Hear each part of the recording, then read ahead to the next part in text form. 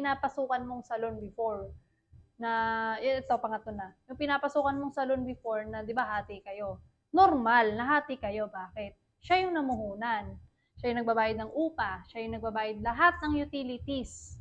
Siya yung namuhunan, siya yung nangapital. Kumbaga, ikaw, ang effort mo lang yung pagod mo. Okay? Normal talaga na maghahati kayo. Pero, pag once na nakapagtayo ka na, lahat sa'yo yan. Dapat maintindihan mo na mas mahirap siya ng 10 times. Unlike kapag nagtatrabaho ka lang sa salon.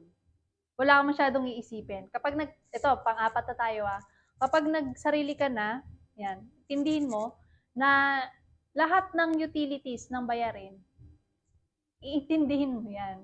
Okay? So, mamimili ka na lang, di ba? Tama ba na magtatayo na lang ako ng salon? Kasi, ano na ako ang galing ko na. Magaling na ako maggupit, magaling na ako